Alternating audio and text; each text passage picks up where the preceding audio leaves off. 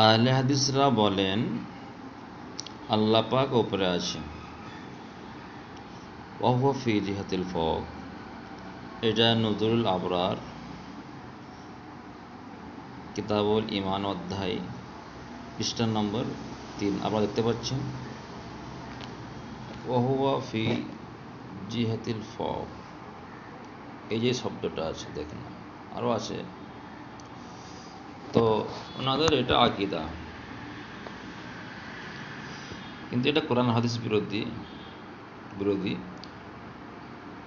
এটা আল মিরকাত ফি শরহিল মিসকাতে আছে।